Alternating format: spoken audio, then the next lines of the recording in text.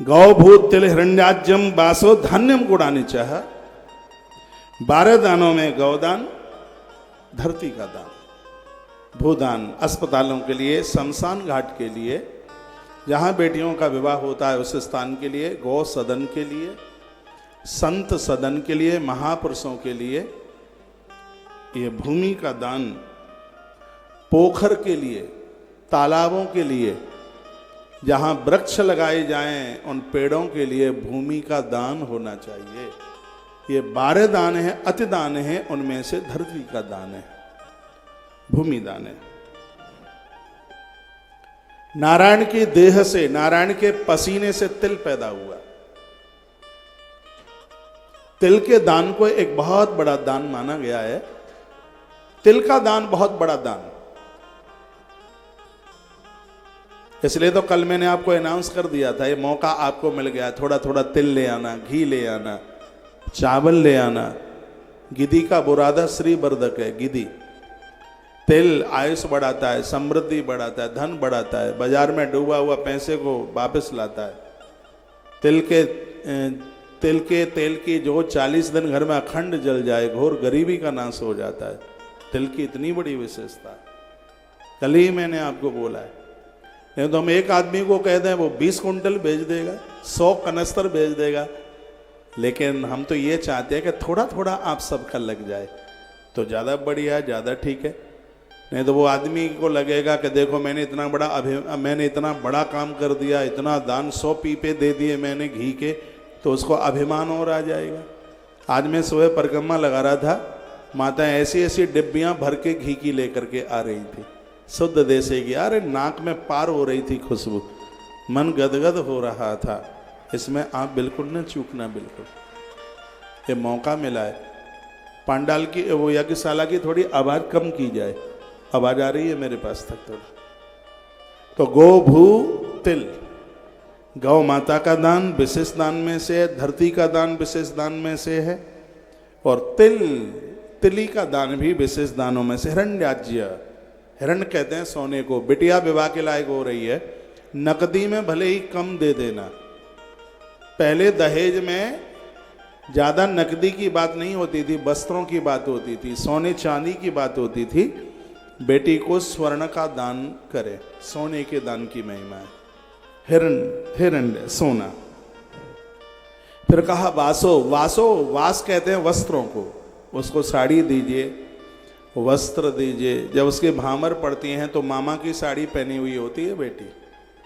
हाँ, मामा का 50% रोल होता है, मामा का। लेकिन दादी मामा की बड़ी बुराई करती है, पता नहीं क्यों, मामा ने क्या बिगाड़ दिया है उसका। तो हाँ, मामा शकुनी जैसा ना हो। हाँ। पता नहीं क्यों इन दादियों को अपना भैया बड़ा अच्छा लगता है, बहू का भैया क्यों अच्छा नहीं लगता। खैर यहाँ वाली दादी ऐसी नहीं है, नहीं तो ज्यादातर ऐसे। बासो, वस्त्र का दान। मैं श्लोक पढ़ करके व्याख्या कर रहा हूं। वस्त्र का दान बहुत बड़ा दान है, बहुत बड़ा दान। भगवान श्री कृष्ण ने द्रौपदी के लिए वस्त्र का दान ही तो किया था, द्वारका का राजा। वस्त्र का दान। आपकी ननद आपके घर आती है, उसको बढ़िया सी साड़ी दो, भले ही वो करोड़पति घर में है, इससे आपका आयुष बढ़ेगा। आयुष कहते हैं उम्र को उम्र बढ़ेगी परिवार की। तुम्हारी मांग का सिंदूर शाश्वत होगा। तुम्हें जो साड़ी तुम्हारे पियर से मिली है उसे उठा के ननद को दे दो। लेकिन दुर्भाग्य है, पियर से मिलता है जो भी चम्मच भी छिपा के रख देते हैं, कहीं ननद उठा के न ले जाए। ननद का महत्व समझिए उसका। तो बासो कहते हैं वस्त्र को, वस्त्र का दान।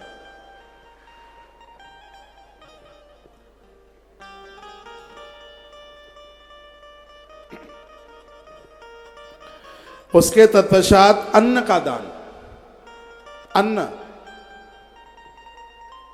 अन्न के दान की बड़ी महिमा। भूखे को भोजन कराना बहुत बड़ी महिमा है। इसमें कंजूसाई मत करना कभी भी।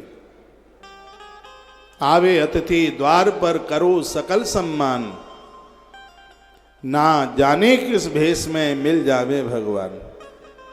4 रोटी हैं, 2 रोटी खा लो, 2 बांट दो। हम खाने के लिए नहीं जिए हैं, जी रहे, हम खिलाने के लिए जीवन जी रहे हैं, खिलाने के लिए। यह धरती महात्मा दधीची की है, जिसने हड्डियां अस्थियां भी दान में दे दी। देते देते व्यक्ति देवता हो जाता है। देने की भावना होनी चाहिए। भगवान शंकर कहते हैं, हे नंदी, जो अपने घर से किसी को भूखा नहीं जाने देता, बैकुंठनाथ उसके घर को कभी नहीं छोड़ता। भगवान नारायण उसके घर को कभी छोड़ के नहीं जाता है, जिसके घर से कभी कोई भूखा नहीं जाता। भंडारों में अपनी श्रद्धा रखिए, जिमाने में अपनी श्रद्धा रखिए। 3 तरह के लोग होते हैं।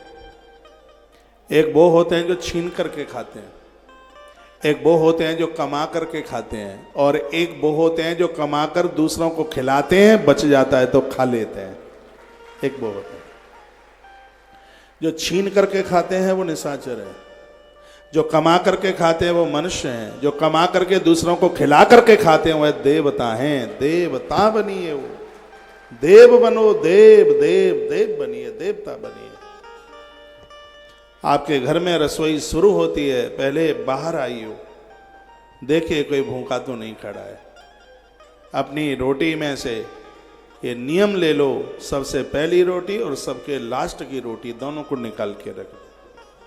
पहली रोटी गैया मैया को दे दो, घर में कंगाली नहीं आएगी। और लास्ट की रोटी स्वान को दे दो, कुत्ते को। कुत्ता पालना ठीक नहीं है, उसको रोटी देना बहुत ठीक है। भैरों का गढ़ है ना, कुतरे को रोटी देने से ताले नहीं टूटते, चोरी नहीं होती। हाँ, ये उसको रोटी देने की बात है, रोटी देने की। कुतरे को सरसों के तेल का पुआ बना करके खिलाया जाए भैरव बाबा का स्मरण करके, तो इससे शनि की दशा शांत हो जाती है। सरसों के तेल में पुआ, मीठा पुआ बना करके और मानसिक भैरव बाबा का ध्यान करके और उस कुतरे को आप खिला दीजिएगा। भयंकर से भयंकर जो शनि की दशा है वो ऐसे निकल के चली जाएगी, बिल्कुल चली जाएगी। महात्मा पिपलाद की कथा है ना, इसमें मैं आगे सुनाऊंगा। मेरे पास बिना प्रमाण को कोई बात आती नहीं है। तो मैं धन की बात कर रहा था। धन्य, एक रोटी गैया मैया के लिए, एक रोटी स्वान के लिए। लास्ट की रोटी खाने में ठीक नहीं होती, और पहली रोटी भी खाने में ठीक नहीं होती, क्योंकि दूसरों के अधिकार की रोटी। आपको ध्यान हो, दादी कहा करती थी, कहती थी कि ऐसा लगता है कि बुद्धिहीन है, इसने पिछली रोटी खाई है। वो इसलिए बोलती थी कि जो पीछे की रोटी जो दूसरों का खा लेते हैं उनकी बुद्धि नष्ट हो जाती है। तो पीछे की रोटी है, आगे की रोटी है। पहली रोटी गैया मैया की है, लास्ट की जो रोटी है वो स्वान की है, कुतरे की है। तो ये 2 रोटियां नहीं, ये ना खाएं तो निकालें उसको, फिर आप देखो क्या आनंद आता है। आनंद हो जाएगा, आप करके तो देखिए। अगली बात बताई, गुड़ आने चाहिए। गुड़ का दान करने से रोग समाप्त होते हैं। गुड़ का दान करने से मस्तिष्क ऊर्जा बढ़ती है। गुड़ का दान करने से वैभव बढ़ता है। गुड़ का दान करने से बहुत विस्तार होता है। इसलिए तो कल मैंने आपको बोला था, घर में ही गुड़ का बुरादा सा बना करके और उसको यज्ञ में ला करके दे देना। हमारे आचार्य लोग उसको आहुति में डालते हैं। कपूर का दान करने से, अभी 30 दान 31 दान कराए माघ के महीने में, और हो सकता है कि आप उसमें से जुड़े हों। यदि जुड़े रहे हों तो चवर मिल रहा है प्रसाद में। चवर जानते हैं, गौ माता की पूंछ से बनता है चवर, जिसमें देवी देवताओं की आरती होती है। ये घर में होना चाहिए। ये एक बार जयकारा लगाएंगे आप, बोलिए बांके बिहारी लाल की जय हो। तो उसमें हमने गुड़ के दान की बात कही, कपूर के दान की बात कही। कपूर जलाने से वाक सिद्धि हो जाती है। आप में 90% ऐसे लोग हैं जिनके घर में आरती तो होती है, लेकिन आरती में कपूर नहीं जलाया जाता। आप में 95% ऐसे लोग हैं जिनके घर में कपूर मिलता ही नहीं है। और जिसके घर में कपूर, जनेऊ, सुपारी, कलावा, चंदन, रोली, मोली ये चीजें होती हैं, उस घर में वास्तु दोष नहीं रहता। जिसके घर में तुलसी पूजन होता है उसके घर में वास्तु दोष नहीं रहता, होता ही नहीं है, रहता ही नहीं है। जिसके घर में साबुत हल्दी रहती है, ये पिसी हुई हल्दी से साबुत हल्दी की बड़ी महिमा है। उसके घर में कोई जादू टोना टोटका ये कर ही नहीं सकता, उसका प्रभाव ही नहीं होगा। ये साबुत हल्दी की इतनी बड़ी महिमा है, ये सबके घर में होनी चाहिए। तो कपूर जलाइए, कपूर को आरती में जलाइए। कपूर हम लोग जलाते हैं, आश्रम में क्विंटलों कपूर लगता है महीने में। कपूर बड़ी महिमा है, बात सिद्धि हो जाती है। गूंगे बहरे बच्चे जन्म नहीं लेते उस घर में, महादेव बड़े प्रसन्न होते हैं। आरती के बाद एक श्लोक गाया जाता है, कर्पूर गौरम करुणा अवतारम। शंकर बड़े प्रसन्न होते हैं। जब महादेव का विवाह हो रहा था तब नारायण ने इस श्लोक बोला था। ये जब नारायण का विवाह हो रहा था तब महादेव ने भी एक श्लोक बोला। पूजा शुरू करो तो वो श्लोक बोलो जो शंकर जी ने बोला था, और पूजा समापन हो तो वो श्लोक बोलो जो नारायण ने बोला था। तो शंकर जी ने कौन सा श्लोक बोला जो पूजा के आरंभ में बोलना चाहिए? मंगलम भगवान विष्णु, मंगलम गरुड़ध्वज, मंगलम पुंडरीकाक्षम, मंगलाय तनुम हरि। यहीं से अपनी पूजा आरंभ करें। लोग कहते हैं कि पूजा कब से शुरू करें? मैं कहूंगा अभी से। एक श्लोक है, तदैव लगनम सुदिनम तदेव। पूजा करने का मुहूर्त कब है? जब आप शुरू कर दो तब ही है। नहीं तो फिर ऐसी बात हो जाएगी, किसी गांव में आग लग गई, लोग दौड़ते गए पंडित जी के पास और कहने लगे गांव में आग लग गई है, पंडित जी हमारा थोड़ा पत्रा देखिए, आग को कौन से मुहूर्त में बुझाएं। तो गांव में लग जाए आग तो क्या पत्रा खुलवाने की जरूरत है? नहीं। जहां जीवन में भोगों की आग लगी है, अब तो भजन की बाल्टियां पटकना शुरू कर दीजिए उसके ऊपर। उसमें कोई मुहूर्त की जरूरत नहीं है। शुरू कर दो उसको, आज से ही शुरू कर दो।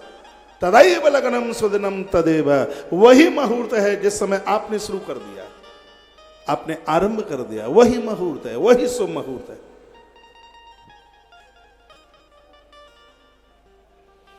थोड़ा कपूर घर में रखिए, आरती में जलाइए कपूर, और यहां यज्ञ में भी लेके आइए।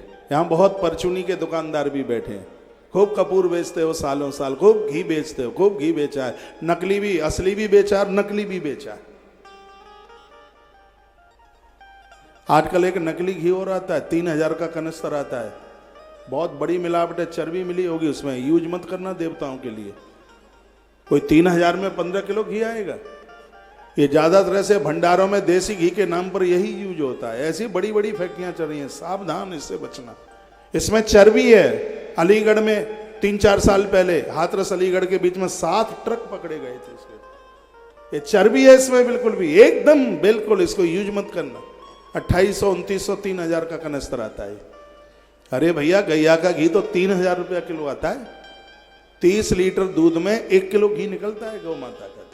हम तो बनाते हैं इसलिए पता है। सर्दी में 30 लीटर में 1 किलो और गर्मी में 26 लीटर में 1 किलो घी बनता है। ये बाजार में जो आज जो धंधाखोरी चल रही है, प्लीज इससे बचिए। ये सब डैमेज कर देगा, खत्म कर देगा। पतंजलि का जो घी है जिसकी मैं बात कर रहा हूं, वो एकदम प्योर देसी गैया का ना हो पावे, लेकिन ये गारंटी है उसमें मिलावट कुछ भी नहीं होगी, बिल्कुल भी। यदि आपके घर घी नहीं है तो ये आप यूज कर लीजिए। उसमें रिफाइंड नहीं होगी, उसमें डालडा नहीं होगी, उसमें चर्बी नहीं होगी, प्योर देसी गाय का नहीं होगा तो और गैया का होगा, भैंस का होगा, लेकिन उसमें ये मिलावट नहीं होगी जो बाजार में जो धंधेखोरी चल रही है। हाँ, उसको यूज कर लीजिए। उसको ये बात बोलने के लिए बाबा जी से मेरी बात नहीं हुई है, उन्होंने मुझे कहा होगा ऐसा बोल देना, ऐसा कुछ नहीं। जब कभी घी का अभाव हो जाता है, क्यों भंडारा चलता रहता है, आश्रम में रिफाइंड डालडा चलती नहीं है, तो फिर मैं वही यूज कर लेता हूं। तो इस यज्ञ में भी आप थोड़ा थोड़ा, आपके घर पर बनाया हुआ नहीं है तो वो घी ले आइए। और भी हैं कंपनियां, ऐसी बात नहीं है। एक और है नोवा है कि इनोवा है? हाँ, अमूल का भी है, लेकिन वो कनस्तर 7-8 हजार रुपए का आता है, 6000 के ऊपर ही ऊपर होता है। ये कुछ हैं ये कंपनियां जिनका ठीक है, बढ़िया है। हाँ, उसमें वो मिलावट नहीं है, जो कि आज ये सब बाजारू हो रहा है, तो उससे बचो। एक बार जयकारा लगाइए, बोलिए बांक।